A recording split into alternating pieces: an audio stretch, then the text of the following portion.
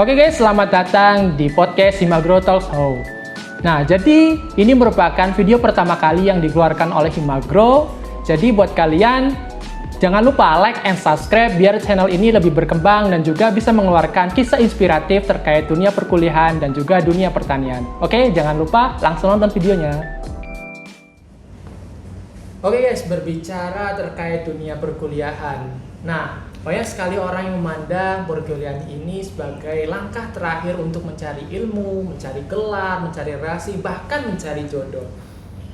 Nah, banyak sekali jurusan-jurusan di perguruan tinggi negeri maupun perguruan tinggi swasta. Salah satunya banyak sekali sebagian orang yang memandang program studi agroteknologi ini sebagai program studi yang apa sih nanti prospek kerja ke depannya, nanti kerjanya ngapain aja sih, panas-panasan sebagai petani ataupun hal-hal jelek lainnya. Padahal kan banyak sekali manfaatnya di Fakultas Pertanian ini atau di program studi agroteknologi ini. Nah, untuk tahu lebih lanjut tentang ceritanya bagaimana sih perjalanan di Fakultas Pertanian dan juga di program studi agroteknologi, nah mari kita tanyakan kepada dua narasumber kita. Ini ada Mbak Ria selaku mahasiswa semester 6 atau yang sudah 3 tahun di Universitas Muhammadiyah Yogyakarta, dan juga Mas Muhammad selaku mahasiswa agroteknologi di semester 4 yang sudah 2 tahun di Universitas Muhammadiyah Yogyakarta. Nah, kita langsung tanyakan saja ya bagaimana perjalanan di Fakultas Pertanian ini.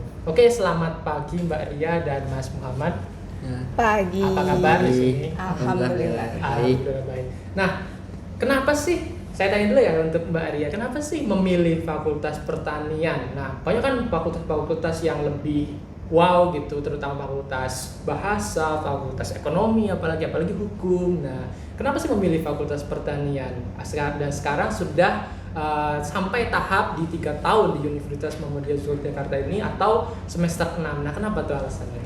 Alasannya tuh yang paling pertama itu karena paling seneng tuh belajar, tapi belajarnya tuh nggak melulu duduk terus hanya nulis-nulis aja, tapi ada prakteknya gitu loh, ada di laboratorium juga ada di lapangan. Dan kalau balik lagi nih ya tentang pertanian, itu tuh kayak kehidupan gitu loh, kehidupan kita itu makan kayak gitu. Jadi kalau kita tarik garis lurus tuh ada esensi tentang kehidupan dan di sekitar kita itu tentang dunia pertanian. Jadi kalau kita itu nggak makan berarti kan kita kayak mati kan.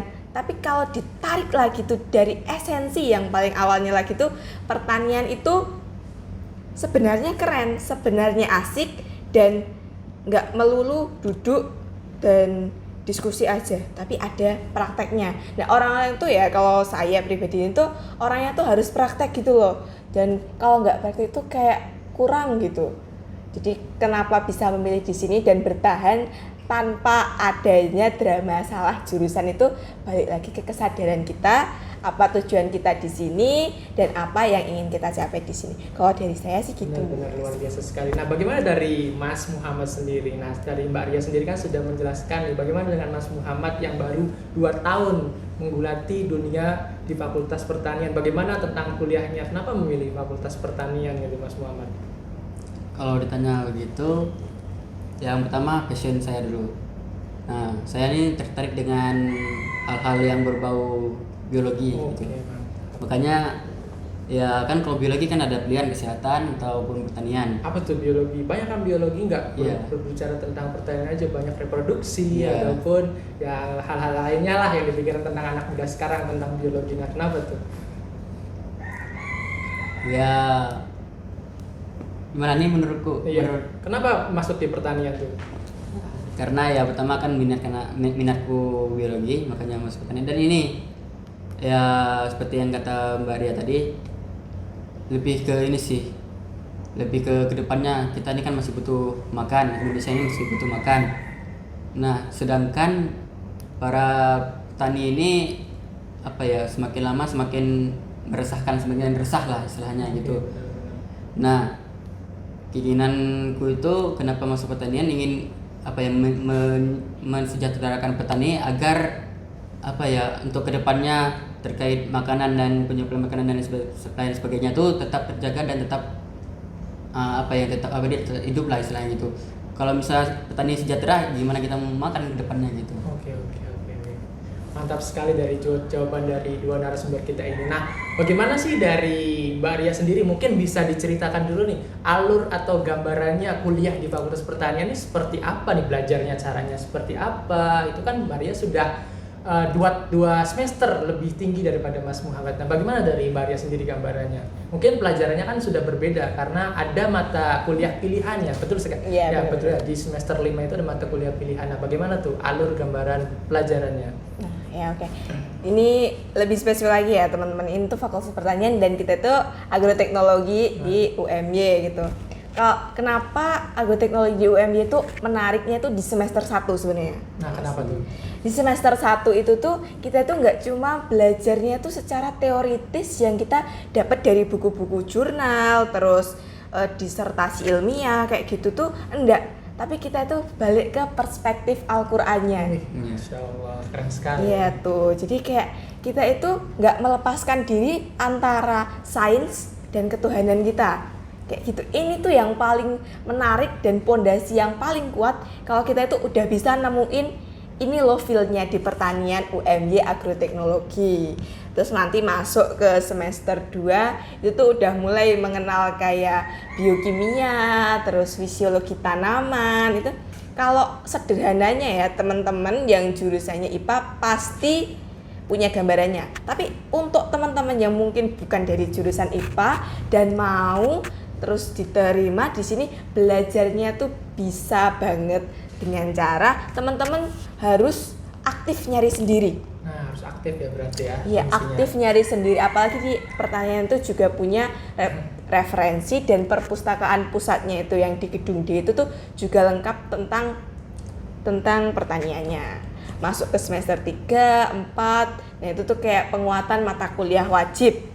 Nah, masuk di semester 5 dan 6 itu ada mata kuliah pilihan yang kita itu udah harus nentuin jalan kita itu kedepannya seperti apa sih kayak gitu loh. Jadi nggak melulu ya udah sih kuliah ya tinggal kuliah aja, berangkat aja. Nggak gitu sebenarnya tuh kuliah pasti ada tujuannya gitu loh. Betul. Saya suka yang kayak gini, Pak. Nggak yang tiba-tiba ya udah sih aku tuh kuliah terus nyemplung di organisasi, tapi malah organisasinya tuh kayak yang disalahin, kenapa IPK aku tuh turun? Ya karena aku masuk organisasi. Nggak gitu sebenarnya.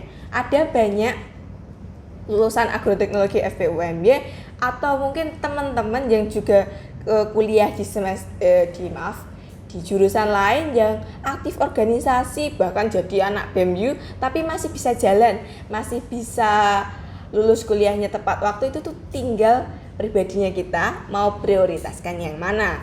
Nah, balik lagi ke mata kuliah pilihan nih. Di semester 5 dan 6. Semester 5 itu ada beberapa mata kuliah pilihan yang bisa teman-teman lihat untuk gambarannya tuh di e-learning-nya masing-masing, e-learning di My Class itu. Kalau saya sendiri sih dulu milihnya ada 3. Itu tuh udah 8 SKS karena udah punya gambaran di semester 6 bakalan ngambil skripsi dengan 1 mata kuliah pilihan yang jumlahnya 3 SKS. Jadi mata kuliah pilihan itu jumlah SKS-nya 10 kalau di agroteknologi itu. Tapi kalau mau lebih dari itu juga tidak apa-apa. Itu tuh kayak kecakapan kita untuk milih mata kuliah pilihan nih.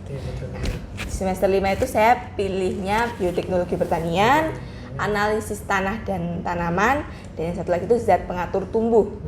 Keren sekali. Ini memang prospeknya luar biasa ya ini tentang mata kuliah pilihan ini. Nah, dari pilihan-pilihan tersebut yang paling Mbak Ria suka itu apa tuh? Sebenarnya ya, dulu itu saya senang banget sama bioteknologi.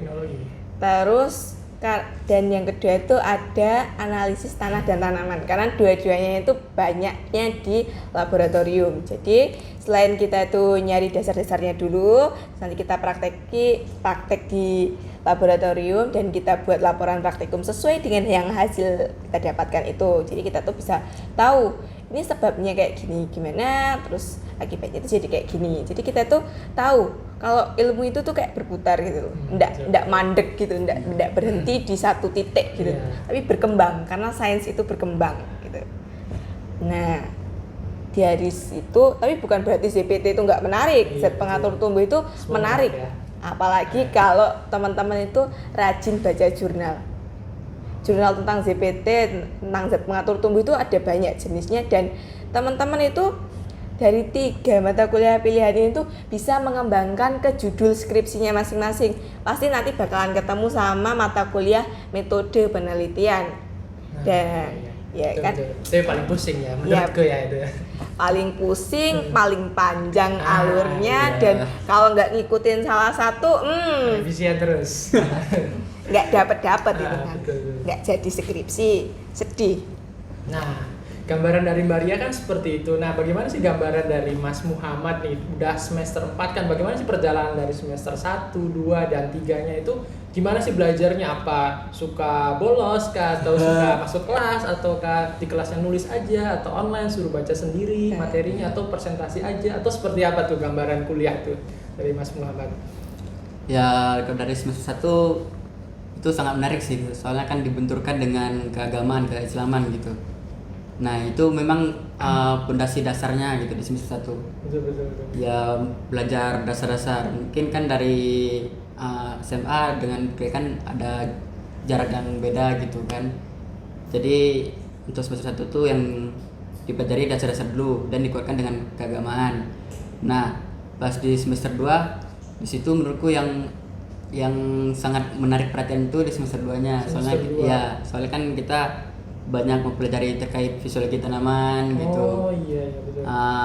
TBT itu Apa tuh TBT? Apa tuh TBT? Ah. Fisiologi itu mempelajari tentang apa? Apa kita budidaya kah? Atau kita mempelajari tanaman itu sakitnya atau kayak gimana?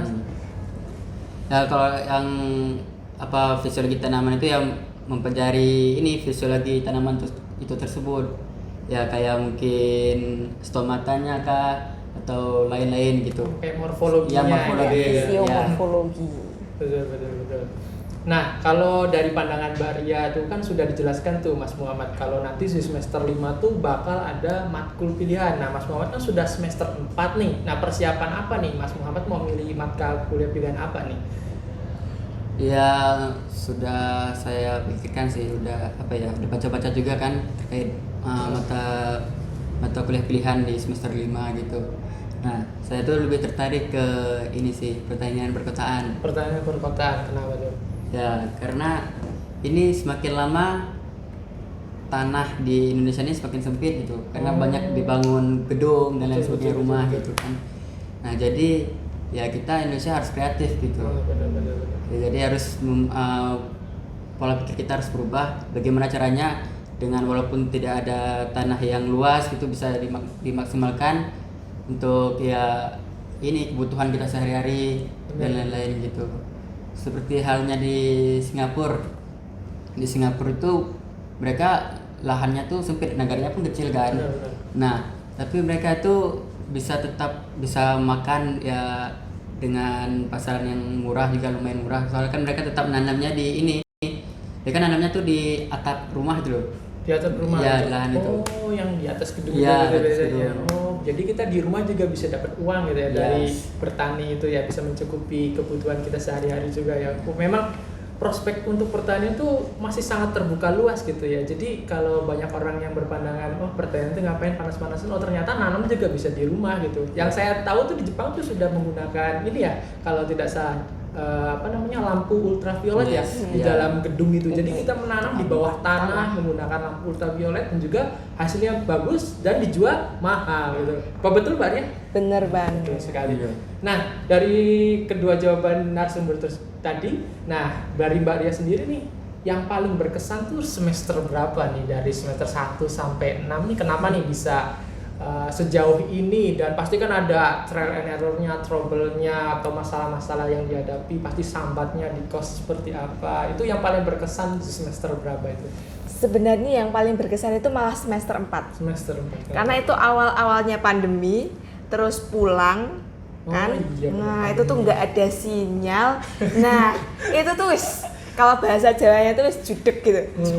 Udah bingung ini mau kayak gimana kayak gitu. Tapi untungnya dari UMY itu penanganannya tuh kayak kita langsung kayak adaptif gitu loh di my class-nya. Yang jadi kayak pemberian tugas-tugasnya itu jadi kayak video pembelajaran gitu, terus dimasukin di my class kayak gitu. Oh.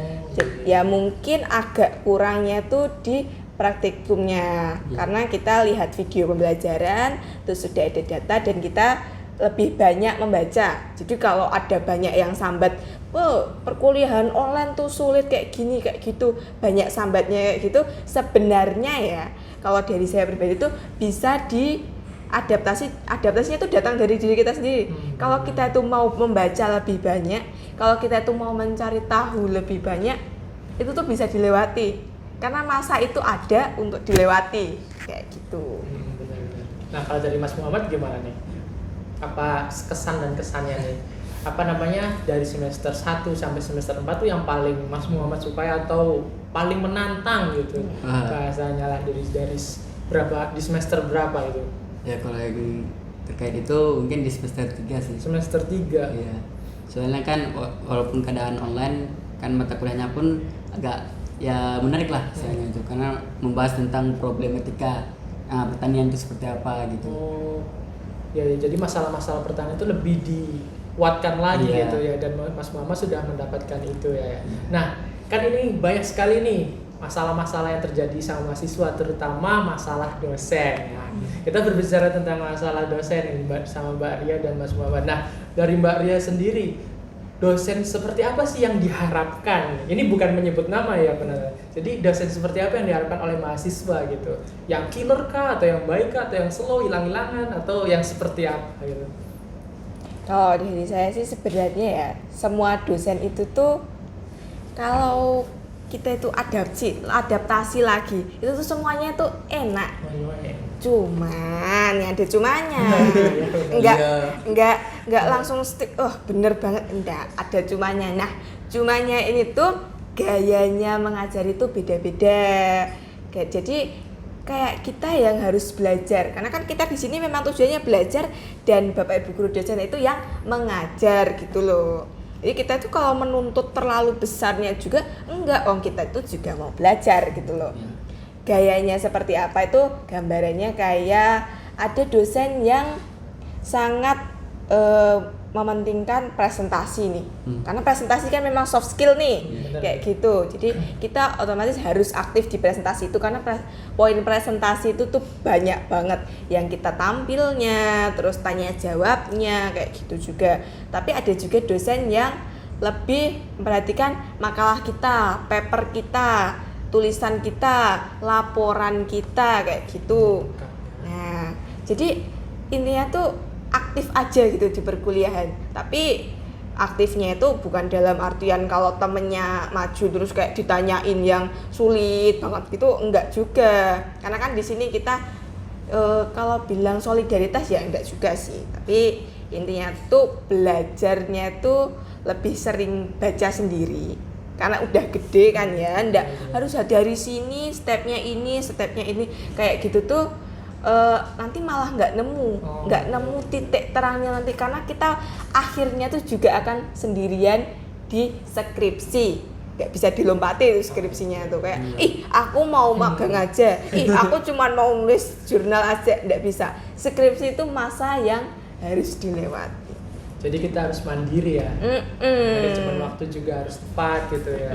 Nah kalau dari Mas Muhammad sendiri yang masih semester 4 nih yang mungkin di semester 4 ini kayak emosionalnya tuh masih tinggi gitu terhadap dosen-dosen apalagi yang saya dengar di program studi agroteknologi ini kalau semester genap itu pasti sibuk ya. Kalau semester ganjil ini pasti slow gitu. Oke, kalau dari Mas Muhammad sendiri gimana nih tipikal dosen yang menurut Mas Muhammad ini bikin senang atau bikin menjengkelkan atau yang Mas Muhammad ini bikin senang belajar lah seperti apa nih?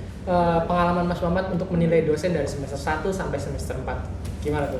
Kalau dari saya sendiri ya semua dosen tuh punya karakternya masing-masing cara mengajar kan.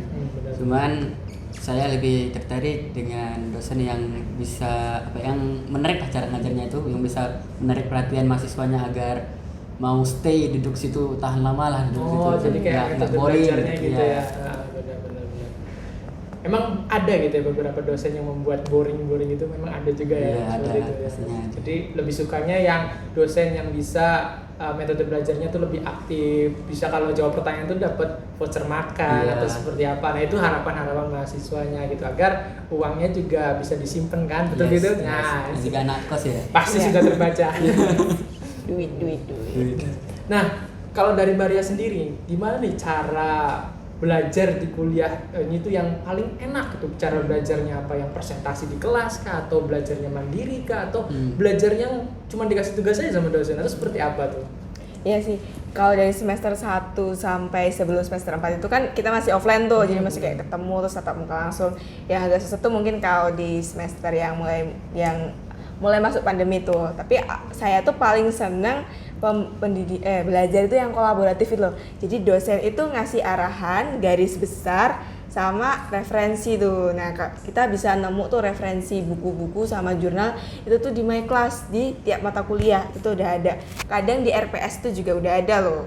Jadi kita tuh harus aktif nyari sendiri dulu, kita baca dulu. Nah, pas ketika kita itu udah diajar nih masuk bab ini, terus masuk ke tugasnya, baru deh kita bisa mulai nulis nih. Kalau misalnya tugasnya makalah ya kita tinggal cari sesuai isi makalah yang pengen tuh kayak gimana. Kalau observasi ya kita baca-baca dulu nih sebelum kita ke lapangan. Jadi ketika nanti kita tuh tanya-tanya nih, kita tahu nih apa sih yang mau kita tanyain gitu. Jadi nggak cuman punya bekal kita dikasih form observasi nih, nanya ini kayak gitu, tapi kita lebih ngobrolnya ke pertanyaan tuh kayak gimana gitu. Oh, kita tuh udah baca dulu.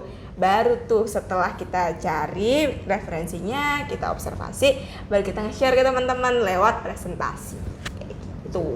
Kalau dari Mas Muhammad sendiri tuh gimana tuh cara belajar yang menurut Mas Muhammad seneng gitu di dalam dunia perkuliahan ini? Kayak gimana, apa presentasi juga kayak Mbak Ria atau observasi tuh apa harus menyusun strategi langkah atau seperti apa gitu? Atau nggak usah belajar gitu? Ya. Tahu-tahu udah jadi gitu kan ya tugasnya. Gimana tuh? Ya, saya sendiri sih lebih tertarik ya dengan observasi sih. Observasi. Ya lebih ke praktik langsung lah. Ya namanya juga pertanian kan nggak jauh-jauh dari masyarakat kan. Betul. Nah itu ya ujung-ujungnya ke masyarakat juga nantinya. Jadi mungkin kalau dari saya sendiri itu serap dulu apa yang diajarkan oleh dosen. Lalu kan nanti kan biasa berkelompok tuh kalau terkait gitu kan. Nah baru didiskusikan dengan teman-teman. Mau apa nih, mau kita bawa ke ini Pak, ke masyarakatnya gini. Nah seperti di semester 3 kan ada membahas lebih ke problematika. Nah itu akan observasi nantinya kan, tanya terkait gimana tanaman ini, bagaimana prospeknya dan lain-lain sebagainya gitu kan. Ya setelah udah kita dapat data-data itu baru akan dipresentasikan. Ya itu presentasi ya, kalau presentasi itu menurutku ya sangat harus sih. Soalnya kan beda kelompok kan beda presentasi, jadi kan semakin ada diskusi semakin banyak apa yang ingin disampaikan oleh teman-teman, semakin banyak ilmu yang kita dapatkan gitu dari presentasi gitu. Jadi Mas Muhammad sendiri itu lebih suka ke ilmu lapangan dan juga mengkombinasi dengan teori ilmiah ya, terus baru kita diskusikan dengan teman-teman di kelas. Betul sekali. Nah terakhir nih, pertanyaan terakhir. Nah gimana sih jam-jam kuliah? Apakah sama dengan kita SMP, SMA atau seperti apa tuh kita melakukan perkuliahan di jam-jam seperti apa tuh? Apalagi di semester 5 di Maria kan sudah ada materi apa atau matkul pilihan gitu maksudnya. Matkul pilihan itu jam-jamnya seperti apa sih? Apa kita milih sendiri atau sudah diatur dari kampus? Itu seperti apa tuh? Jadi kalau sebenarnya yang agak nggak beda dari SMA itu ya, di agroteknologi UMY itu ada jam kuliah di jam 7 pagi. Jam 7 pagi ya, yang kayak masih SMA itu dateng terus kuliah kayak gitu. Tapi kayak nggak dari jam 7 terus baru pulang jam 2 itu nggak. Ada jam 7 sampai jam 9, terus nanti ada kelas lagi jam 1 sampai jam 3 kayak gitu. Nah, itu jadi kayak ada waktu longgarnya tuh. Jadi kalau teman-teman itu mau balik ke kos dulu terus nyuci dulu itu juga nggak apa-apa, atau mau makan dulu juga nggak apa-apa, mau tidur dulu juga nggak apa-apa. Tapi jangan sampai telat. Nah, itu sih. itu jelas. Apalagi kalau udah online tuh kan ya kayak ya udah sih, yang penting masuk room sama presensi. Ya kalau gitu mending nggak usah kuliah. Betul. Karena kan sama kita kan mau belajar juga kan. Jadi biar dapat belajarnya ya minimal duduk lah gitu loh, duduk dengerin gitu, nggak nyatet nggak apa-apa wes, yang penting didengerin gitu. Oke. Siapa tahu nanti besok butuh. Sama nih kalau mata kuliah pilihan itu nggak beda jauh sama kalau jamnya ya sama nanti tuh kayak diatur sama kampus itu loh, jamnya jam berapa Oh, kayak masih gitu, tetap diatur gitu masih ya. tetap diatur juga. Kita nggak bisa milih sendiri jamnya jam berapa, tapi kita bisa milih mata kuliah pilihan yang kita mau gitu. Karena kan nanti disediain daftarnya pilihannya apa gitu, kayak Mama tadi kan dia maunya daftar astagfirullah. Jadi dia maunya ke pertanian perkotaan, jadi nanti milihnya pas di SKS pertanian perkotaan kayak gitu. Nah berarti kalau kuliah tuh jangan lupa ya, kuliah tuh bukan sama kayak SMA, nggak pakai seragam gitu ya, Enggak. nggak pakai seragam, Bebas, jadi kayak pakai gini. baju bebas, tapi harus berkerah gitu ya, Iya. Kayak kemeja. Nggak boleh pakai kaos Nah tuh. betul, nggak boleh pakai kaos, apalagi celana yang bolong-bolong. Tuh. Boleh pakai sandal Dijahit juga. dulu, kalau nggak gitu ditambal deh. Benar.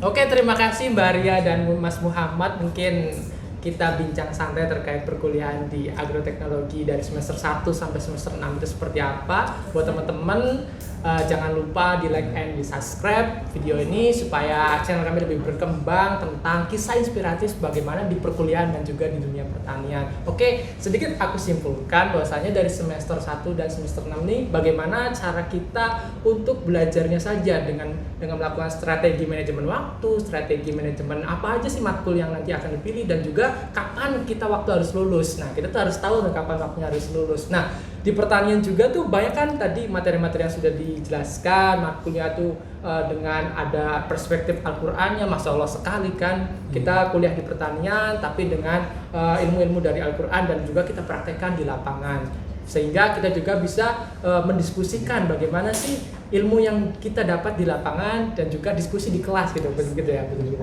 Nah, jadi pesan aku, teman-teman tetap belajar, tetap berproses, berprogres. Kalau banyak yang protes, jalani aja sampai beres biar sukses. Oke, betul? Yes. Ya. Benar banget sih. Oke, sampai jumpa di next video selanjutnya.